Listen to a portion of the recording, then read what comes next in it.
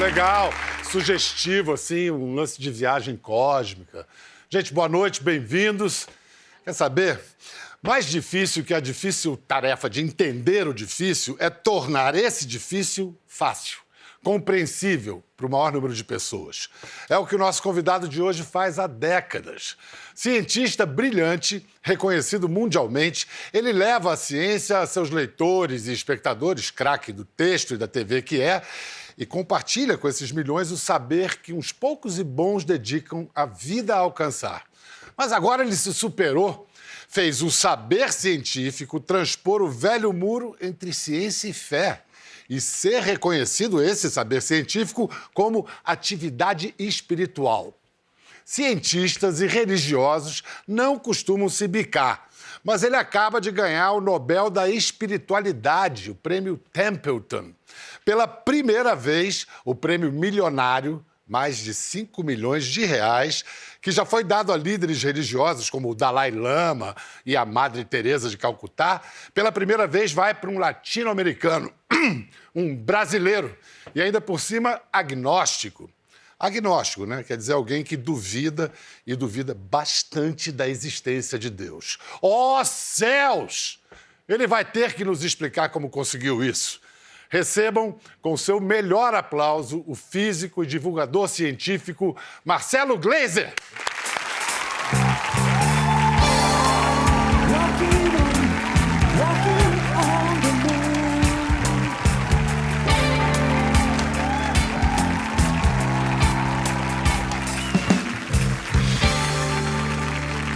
Se você não reconheceu o seu fã-clube é porque tem muitos estudantes de física aí na ótimo, na plateia. ótimo. Sejam bem-vindos. Muito bom. Bem-vindos à ciência ou bem-vindos ao programa? Ao programa. E à ciência também? Com certeza. Seja ela em que pé esteja no Brasil? Deprimente.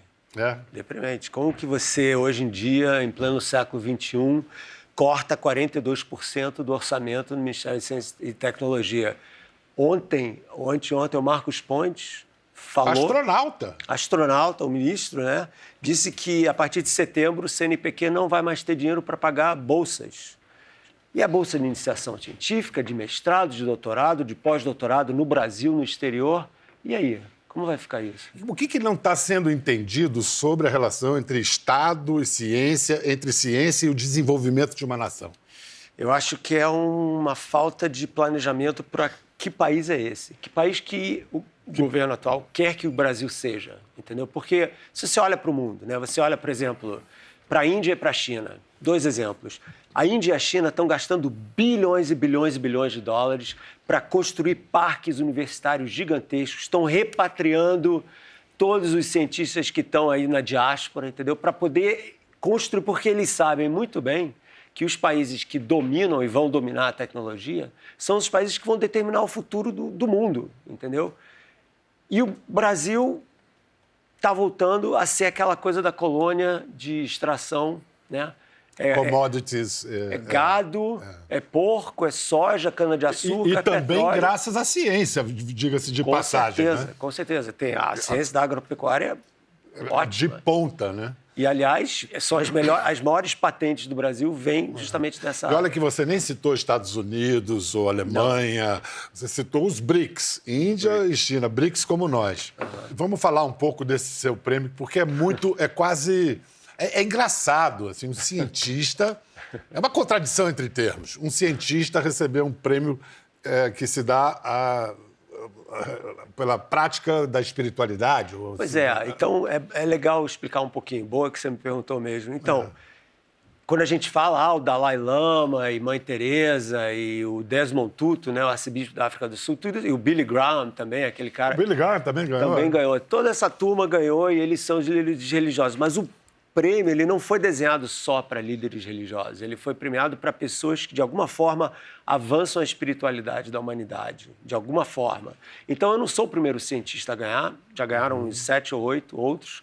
Todos ingleses. Então, pelo menos nisso, já é uma coisa legal, né? Aliás, mentira. Teve um espanhol neurocientista que ganhou também.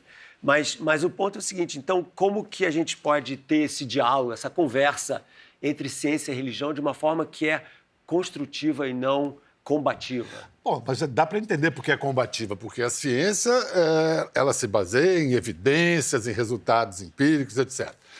E a religião é um sistema de crença. Como é que vai se entender dois sistemas tão diferentes assim? Pois é, essa conversa ela tem que ser construída, vamos dizer assim, né? Então, vários pontos importantes. Primeiro que a ciência, mesmo que seja extremamente poderosa, e estou eu aqui um cientista há quase 40 anos e tal, ela não tem todas as respostas.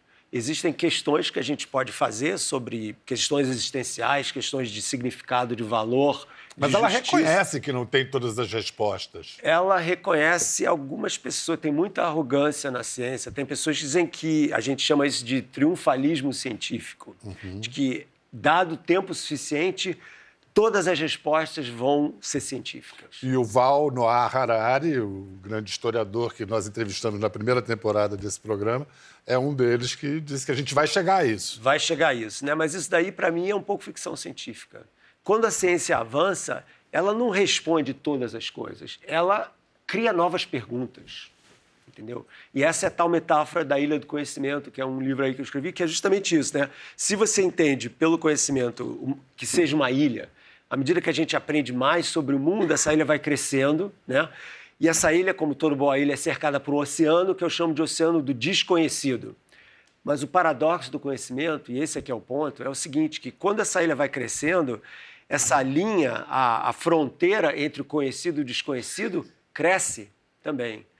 Naturalmente, é verdade, claro. Né? E por que isso? Porque você você se equipa a fazer perguntas novas que antes ninguém poderia ter imaginado. Né? Por exemplo, a gente hoje está falando de buraco na camada de ozônio. Pô, há 100 anos atrás ninguém sabia o que era ozônio. Então, quando se diz, o ozônio, tem uma camada... Nem a função que ele teria. Exatamente. De proteção. Né? E mil outras perguntas assim. Mas voltando a essa questão da ciência e da fé, vamos definir aqui. Primeiro vamos explicar o que é agnóstico, porque quando me perguntam... Quando eu falo que sou agnóstico, eu falo assim, uma espécie de ateu covarde. Mas eu acho que a gente pode explicar melhor. Vamos lá. Eu acho que uma coisa crentes e ateus têm em comum. Eles não dizem que eles acreditam, eles sabem. O crente diz, eu sei que existe. E o ateu diz, eu sei que não existe. Pois é. Nisso, o que mais eles têm em comum? Só. Só. Então eu falo que o ateísmo radical, porque tem vários níveis. Né? O ateísmo radical é a fé na não-fé. O cara afirma categoricamente que não existe nenhum tipo de divindade, porque a gente tem que qualificar que Deus é esse também, né? Porque tem vários tipos de deuses no mundo, né? Não é só aquela coisa monoteísta, judaico-cristã e tal, tem muita coisa por aí, mas tirando isso de lado, deixando isso de lado. Então, essa afirmação categórica de que não existe, ela não é baseada em evidência. Portanto, não é científica. Portanto, não é científica. Então, se você quer ter uma posição em que você fala, olha, eu acho que não existe uma evidência maior, mas, por outro lado, eu reconheço que eu não sei tudo, eu não conheço tudo sobre o universo, sobre a vida e tal, então eu prefiro manter uma cabeça aberta para o que pode vir a acontecer. E essa é a posição do agnóstico. Esse é o agnóstico. E como é que os seus amigos, conhecidos religiosos, reagem quando você diz que Eva, na verdade, foi um micróbio chamado Luca? Pois é. Luca, vamos traduzir para o português, Last Universal Common Ancestor. Isso. Nosso último ancestral comum universal. Isso, exatamente. Então, a ideia então, Eva era como é que os religiosos reagem? Eva, um micróbio. Elas devem ficar, elas devem ficar horrorizados, né? Porque se a ideia do macaco já era ofensiva, imagina você ser descendente de um micróbio, né? É uma coisa assim terrível. Mas é inevitável isso, entendeu? Não é uma questão de, os cientistas estão inventando isso. Você tem toda uma linha de comprovação de que a teoria da evolução é assim, que a vida na Terra começou super simples, com esses micróbios aí, entendeu? Seres unicelulares, né?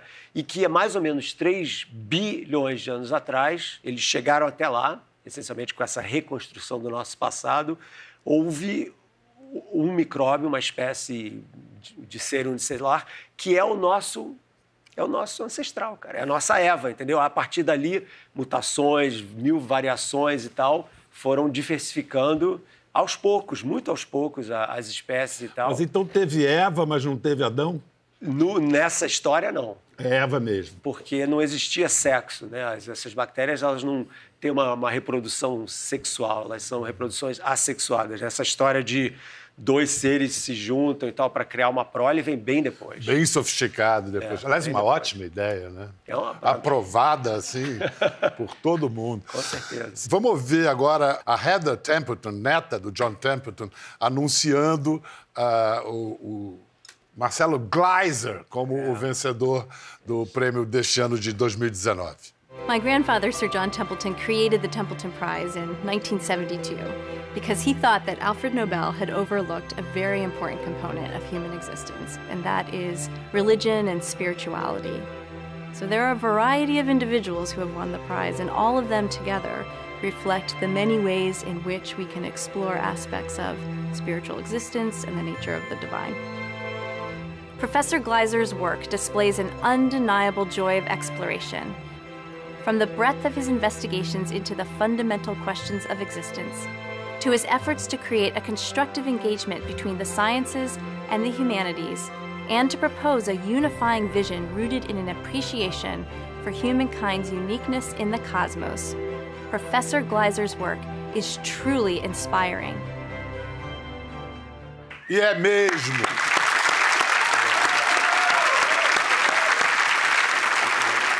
Mas essa questão, eu queria, porque a questão da espiritualidade, como é que esse casamento funciona? Então, falar um pouco sobre o Einstein, porque ele meio que começou essa história no século, na era moderna, vamos dizer, porque os patriarcas eram todos religiosos, né? O Newton, o próprio Galileu, Kepler, Copérnico, todo mundo ali era religioso. Então houve uma separação, né, do racionalismo científico e da fé, né? E o Einstein, ele era uma espécie de, eu não diria que ele era um místico, mas ele era uma espécie de, eu diria, um místico racional. Ele dizia o seguinte, ele tem uma frase dele que é super famosa, dizia que para ele a emoção mais fundamental que a gente, seres humanos, pode sentir é o mistério com M maiúsculo. Que o mistério é a mola propulsora da criatividade humana nas artes e nas ciências. E quem não tem a capacidade de se maravilhar com a dúvida, com o não saber, com o desconhecido, é como se fosse uma vela que se apagou. Então, ele tem essa posição dele, entendeu? E, para mim, ele não tem muitas outras declarações desse, mas tem essa. E eu meio que peguei isso, entendeu? E criei toda uma maneira de olhar para a ciência que ela não é só como que eu desenho um microchip mais rápido para ter um GPS mais eficiente e tal. Tem essa área super importante, mas tem o fato da ciência historicamente atender a perguntas, tipo a origem do universo, a origem da vida, a origem da mente, do consciente humano, que são perguntas muito mais antigas que a ciência e são perguntas de caráter existencial. Quem sou eu? Onde estamos? É tudo tão estranho. Pois é, e hoje a gente pode responder em parte grande...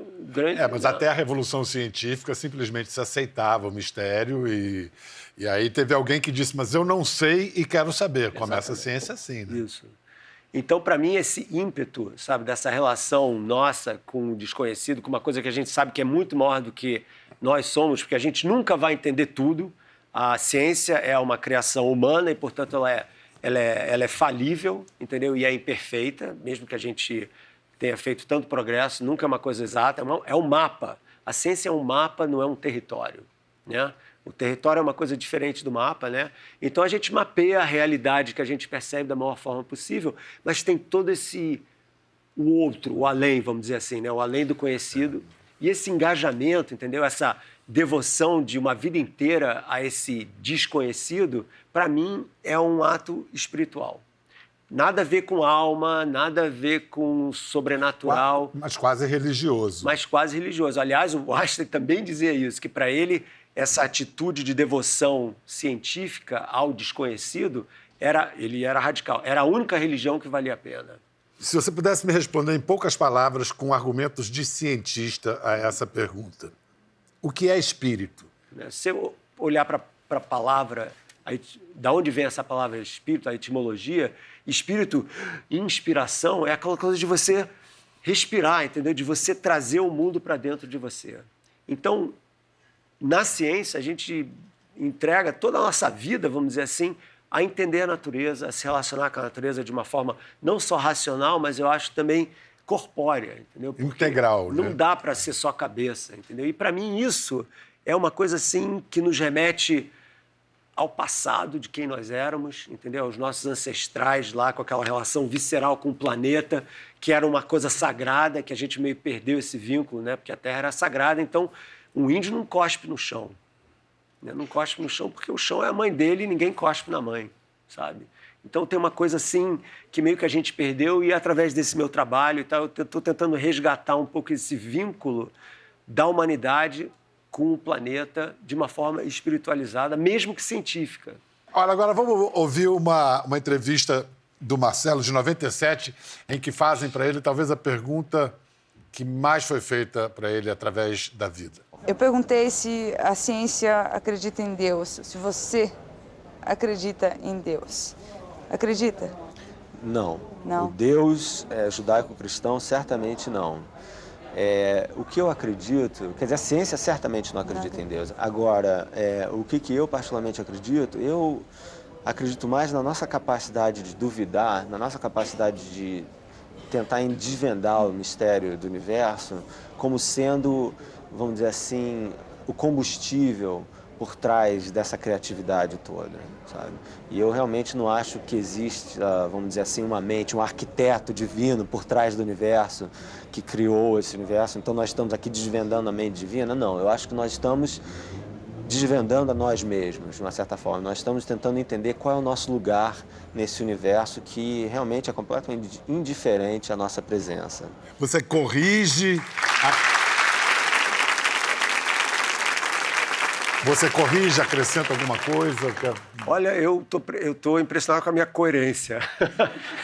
Ainda bem que você pegou esse tempo. Podia ter lá, o cara fala um jeito, fala do... Eu acho que é por aí, entendeu? Eu acho que... Por isso que eu coloco a ciência, tem um tripé. Né? Eu coloco a ciência no mesmo tripé em que estão a filosofia e a religião. Porque são todas maneiras diferentes de a gente ampliar o questionamento humano, né? Você era uma criança muito questionadora, assim, você era fascinada por astronauta? Era. Era? Era. Então, você deve ter visto isso na televisão. Eu tinha 11. Armstrong is on the moon. Neil Armstrong, 38-year-old American, standing on the surface of the moon. On this July 20th, 1969. It's one small step for man, one giant leap for mankind. Sensacional. 50 Faz 50 anos. Eles pousaram no dia 20 de julho, mas pisaram no dia 21 de julho, né? Teve umas horas que se passaram ali. Onde é que você estava quando isso aconteceu? Você lembra? Lembro perfeitamente. Eu estava na casa do meu tio, sentado com os meus primos na cama, vendo a televisão, porque era a maior televisão que tinha da família. Então a gente já tinha se programado para assistir, né?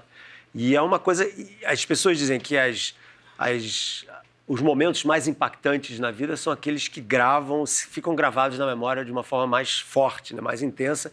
E eu lembro exatamente de onde a gente estava, como a gente estava, na Rua Toneleiro, em Copacabana, entendeu? E porque esse é um momento de completa transformação. Pela primeira vez que a gente sabe na história do universo, podem ter outros, mas a gente não sabe, uma espécie animal saiu do seu planeta para ir para outro objeto celeste, entendeu? Isso é uma coisa de uma transformação profunda na história da humanidade e de lá para cá, quer dizer, não mandamos tanto astronauta, mas tiveram 8 pessoas que andaram pela Lua, né? Eles não foram os únicos, né? Não, e as consequências do progresso científico para chegarem lá estão aí no nosso dia a dia. Com certeza. Tem vários e vários exemplos. Essas questões todas e mais algumas estão muito bem abordadas em mais um livro de Marcelo Gleiser, O Caldeirão Azul, o Universo, o Homem e seu Espírito. Tem essas questões sobre ciência e fé, tem muito mais, mas, Gleiser, a sensação que eu tenho é que o principal recado que você quer passar com esse livro é, olha, isso de vida inteligente, isso de planeta Terra é coisa muito rara. Uhum. Não tem um pouco assim... Exatamente. Ó, presta atenção.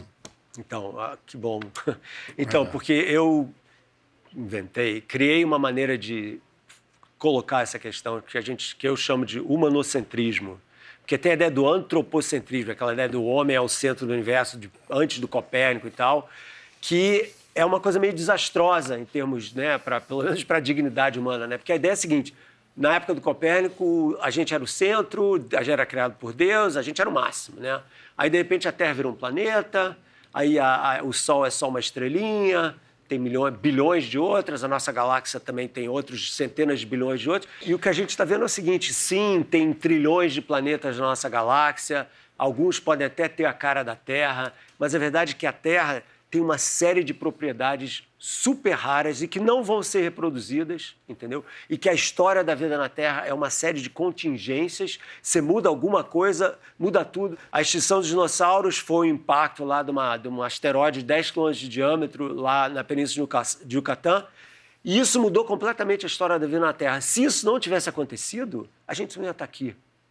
Então, essa fragilidade da vida, especialmente da evolução da vida na Terra, que levou eventualmente a nós, tem que ser levada em consideração. Então, quando a gente olha para o planeta Terra sendo super raro, a gente olha para a fragilidade da vida e como nós somos um bando de moléculas capazes de se questionar sobre quem nós somos, de onde a gente veio, né, quem que eu voto ou não voto, né, e isso faz da gente, novamente, pelo menos que a gente saiba, o centro moral do universo. Então, para mim, um imperativo moral... E é curioso, um cientista está falando de moral, né? Porque a ciência é a moral, por definição. Pois é, mas o impacto da ciência não é. Não é. Entendeu? Então, a ciência sim, mas como a gente usa a ciência não é. E o planeta está estressadíssimo, o planeta Terra está estressadíssimo, entendeu? E uma das coisas que eu abordo aí na terceira parte do livro são os problemas climáticos e outros problemas relacionados com a divisão tribal que existe na humanidade, né? E o que eu tento fazer com esse humanocentrismo é o seguinte, cara, o planeta é extremamente especial, a nossa espécie é extremamente especial e a gente tem que começar a olhar. É uma mudança de paradigma isso. A gente tem que começar a olhar para a espécie humana não como a tribo 1 contra a tribo 2, e você é de uma cor e de outra, e você vem de um país e de outro, você acredita num Deus ou de outro, mas como a espécie humana em um planeta. Essa é a única maneira que a gente vai conseguir, eu imagino, essa é a minha proposta, superar os problemas que a gente tem nos próximos 20, 30 anos e sobreviver. Entendeu? Então, se a gente não se conscientizar disso... As previsões pessimistas lá do Harari realmente... O beleléu é logo ali. Entendeu? E a geração jovem, a geração de vocês, entendeu? Que é a geração que tem que se mobilizar com relação a isso. Aí você fala, mas isso é um problema muito grande para mim. Não é um problema grande para ninguém. Cada indivíduo pode fazer uma pequena diferença, entendeu? Esse é um movimento que vem de baixo para cima, né? Não adianta ficar esperando, o governo, as grandes empresas. Não, cara... Se cada um fizer um pouquinho, isso daí vai ser uma reação em cadeia e eu tenho ao contrário de outros intelectuais públicos da nossa vida moderna, eu tenho a maior fé na humanidade, porque eu acredito que se a gente perder essa fé, aí sim a gente perdeu a guerra antes de começar a lutar. E o Glaeser faz a parte dele. Se isso tem que vir de baixo para cima, ele tenta disseminar a informação científica para todo mundo, para nós que estamos aqui embaixo. Um exemplo, Poeira nas Estrelas, no Fantástico. A ciência moderna manteve a tradição de nossos antepassados e procurou por respostas para a mesma pergunta. Como surgiu o universo e quando? Hoje a gente sabe que o universo tem uma história, que ele surgiu há 13 bilhões e 700 milhões de anos. Esse é o modelo do Big Bang, a teoria moderna da criação do mundo. Toda a matéria que existe no universo, tudo, absolutamente tudo, estava comprimido numa região menor que a cabeça de um alfinete. Mas, de repente, cerca de 13 bilhões e 700 milhões de anos atrás, a matéria começou a se expandir violentamente, como se fosse uma grande explosão. Big Bang, em inglês. Essa grande expansão deu início a tudo, inclusive ao tempo. Foi nesse momento que o relógio começou a bater. E tudo o que existe no universo, os planetas, a Lua, as estrelas, mesmo nós, seres humanos, somos feitos da matéria liberada nesse Big Bang. É por isso que o astrônomo americano Carl Sagan disse certa vez que somos todos poeira das estrelas.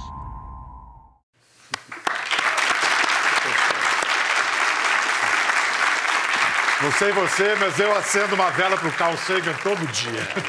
Não existiria Marcelo Gleiser se não fosse Carl Sagan? Ele é um dos meus heróis, com certeza. Ele, Einstein e outros. Agora você é herói de outros, você sabe, né? Porque agora tem divulgadores científicos no YouTube, por exemplo.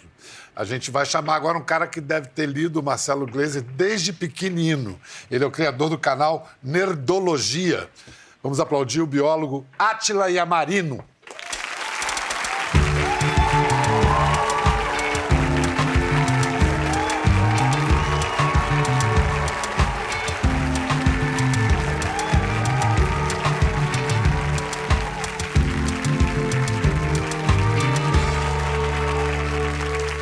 O Marcelo fez a sua cabeça? Com certeza. Eu li muitas colunas do Marcelo Gleiser. Meu pai me trazia, falava, olha aqui, olha essas ideias de como as coisas começam. A gente pegou esse começo da astronomia, né, de entender o Big Bang, de se estabelecer como uma teoria mais válida do que outras e tudo. Então deu para pegar esse começo muito forte, sim. E aí você se formou como biólogo, mas quando é que você sentiu esse desejo da divulgação científica, essa motivação para criar um canal do YouTube, claro. Coisa que dá trabalho, né? Felizmente, foi um trabalho feito com pessoas muito competentes. Assim, eu peguei esse chamado porque eu fui um biólogo muito mimado. Eu comecei a dar aula para cursinho popular durante a graduação. Então, eu fazia integral na USP, pegava uma van e ia para Jandira, que são... É muito mais longe que você devia estar indo, São Paulo, para dar aula. E era um cursinho popular que quem ia lá queria ter aula e já tinha tido uma formação. Eram pessoas que trabalhavam, passavam o dia todo, né, fazendo outras coisas e vinham estudar porque queriam uma perspectiva diferente na vida. Eu era o mais novo da sala, dando a aula. Então, foi muito fácil criar uma empatia por transmitir conhecimento para quem não teve acesso a isso de maneira legal ou forte, muito antes. E aí, na pós-graduação, ficava aquele comichão de que eu devia estar falando com as pessoas do que a gente faz, né? A ciência é uma atividade do Estado, feita muito em universidades públicas aqui, e a gente fala muito pouco sobre o que a universidade faz, e está pagando um preço muito alto agora por ter ficado em silêncio por tanto tempo. E comecei blog, comecei a participar de podcast, e por conta do podcast conheci um pessoal que é muito ligado em ciência e tem esse respeito também pela ciência, pela astronomia, que é o pessoal do Jovem Nerd, que já tinha um canal no YouTube, já tinha uma produção profissional, bem feita, bem acabada, e tinha um quadro, que é o Nerdologia, que explica, na época, filmes mais a fundo, cultura nerd mais a fundo, da Nerdologia. E eu estava com essa vontade de explicar outras coisas com a ciência. Eu queria chegar em quem não sabe que gosta disso. Porque quem se pergunta de onde a gente vem, já sabe que Mas então gosta. Como é que você faz a escolha dos temas que você vai abordar? É a partir de, sei lá, atualidades?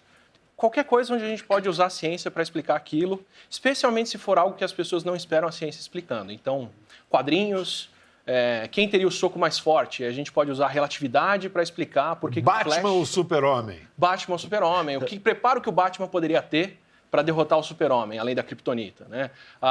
Por que o Homem-Aranha ia cair se ele dependesse de uma teia para se pendurar na parede? Qual que é a atração e o atrito que ele precisa ter na teia para poder se prender lá? Ou até questões sociais mesmo, assim, né? Racismo. Pessoas são racistas naturalmente? Com que idade um bebê já começa a favorecer uma certa cor de pele, independente da cor de pele dele? E é muito cedo, é coisa de 6 meses. Então, quer dizer, não são pais racistas que criam crianças racistas. São pais que não falam sobre racismo, que vão deixar as crianças absorverem um racismo que já é estabelecido na sociedade e interiorizar aquilo e repetir. Então você gosta de mexer nos vesperos mesmo. De vez em quando, mas sem perder a conversa com as pessoas que deviam ouvir a gente. Vamos ver um pouco de um dos vídeos que mais bombou no canal Nerdologia, que naturalmente é sobre buracos negros. No episódio sobre buracos negros, falamos sobre como eles são um ponto tão denso que gera tanta gravidade que nem a luz consegue escapar da sua órbita. Um ponto que primeiro foi demonstrado matematicamente. O que acontece quando a matéria é tão densa, quando a gravidade é tão intensa que o espaço se curva e nada pode escapar?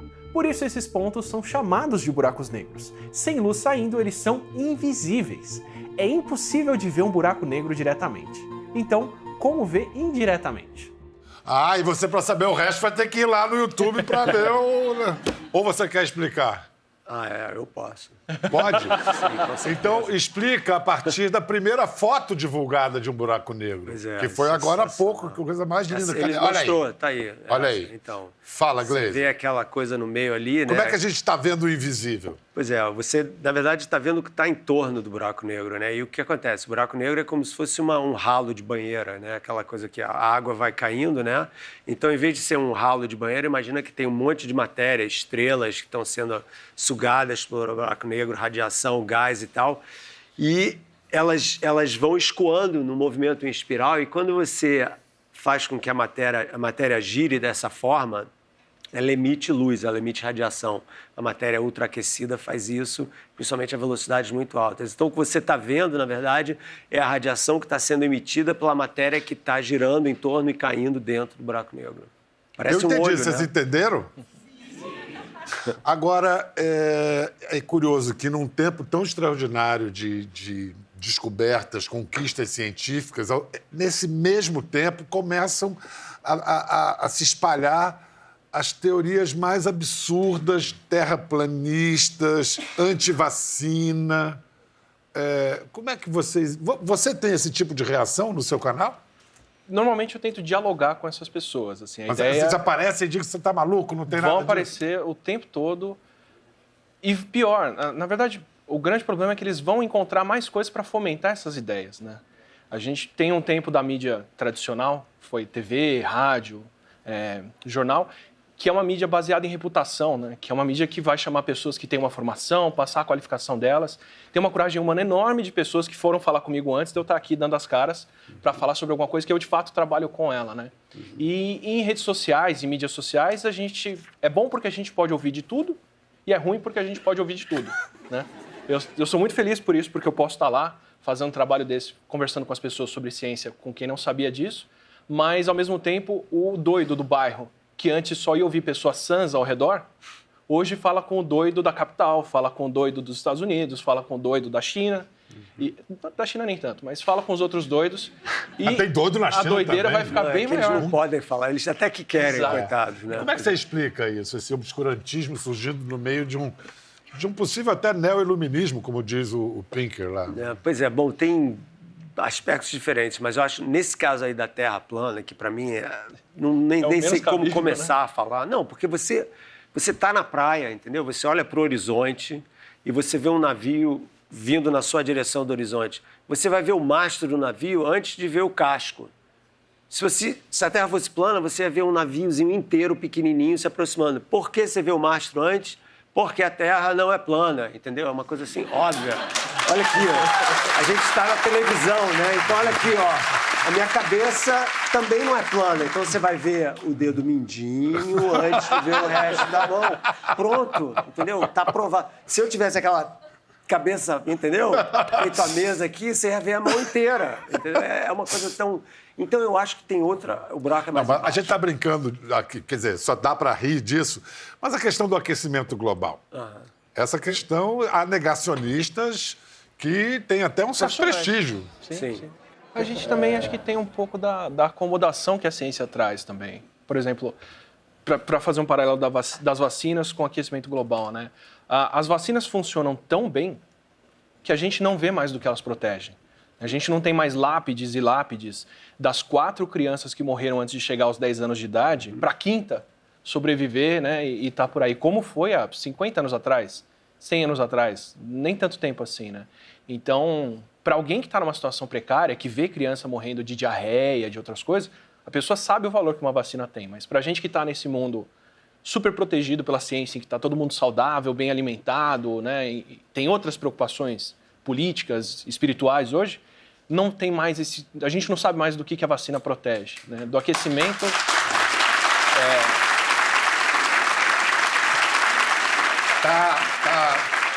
Tá faltando medo.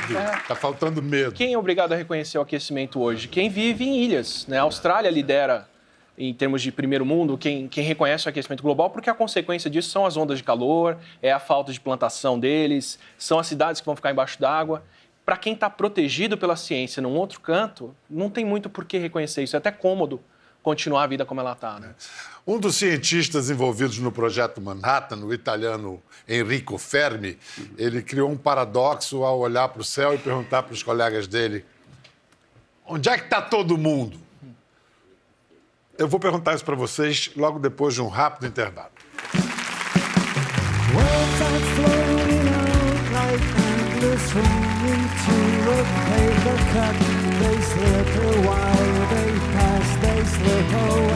Across the universe.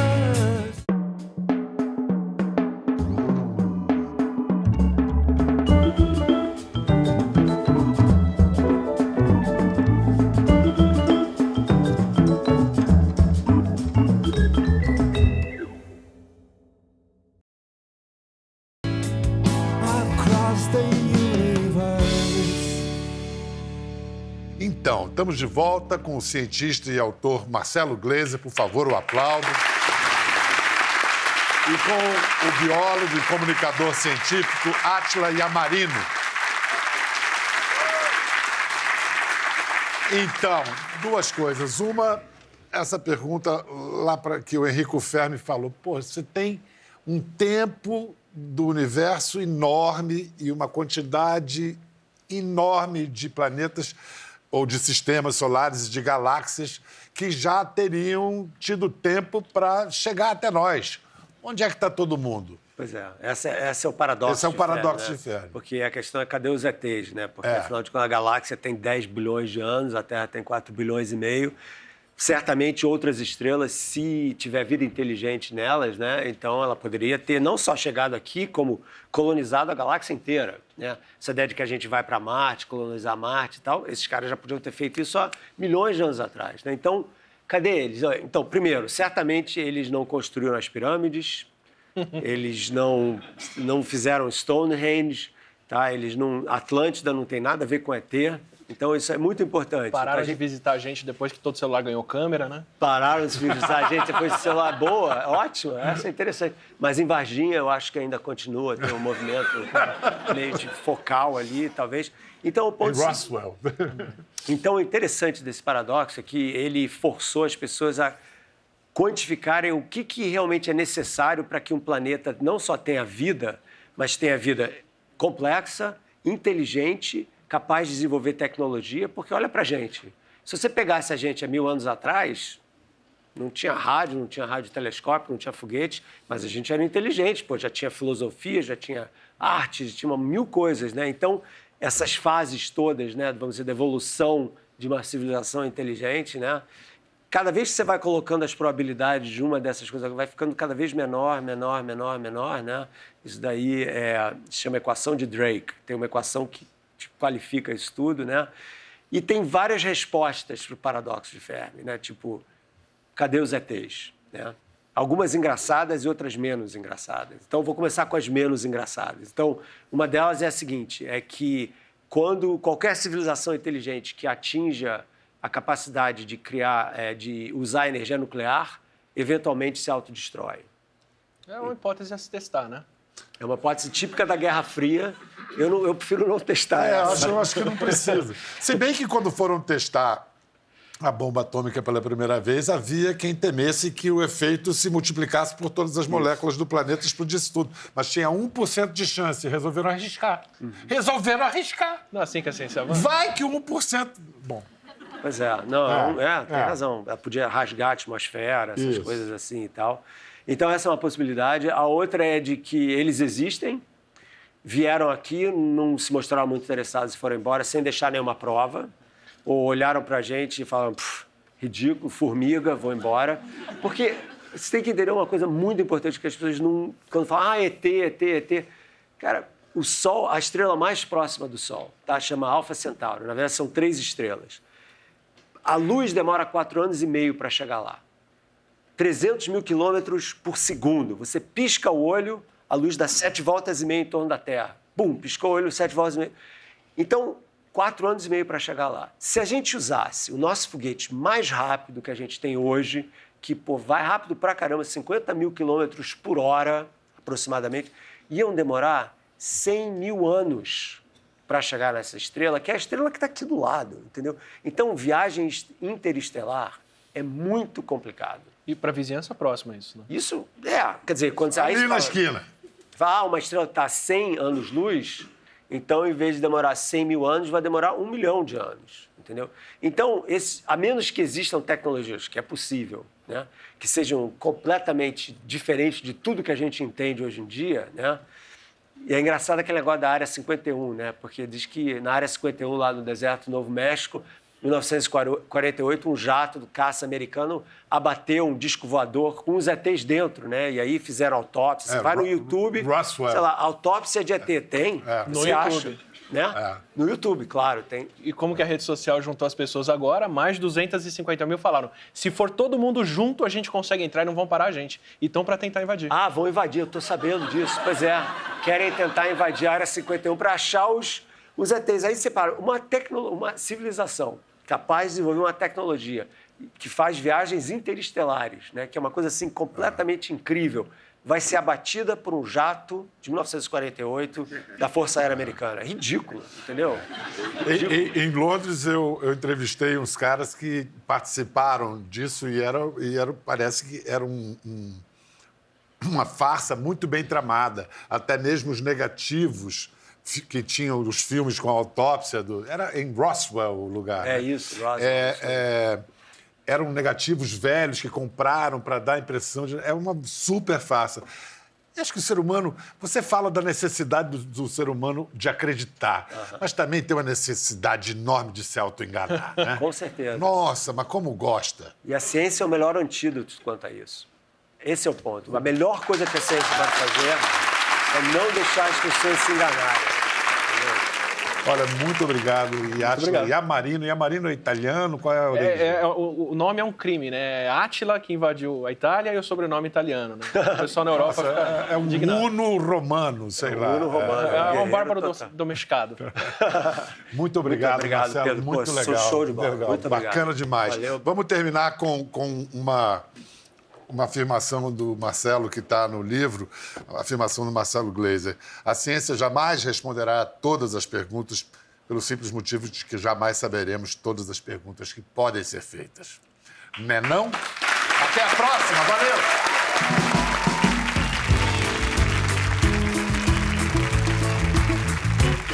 Tu és meu Brasil em toda parte, quer na ciência ou na arte, portentoso e altaneiro. Os homens que escreveram suas histórias conquistaram suas glórias, epopeias triunfais. E quero nesse pobre enredo revivê-los glorificando os homens teus, levá-los ao panteão dos grandes imortais, pois merecem muito mais, pois merecem muito mais, pois merecem muito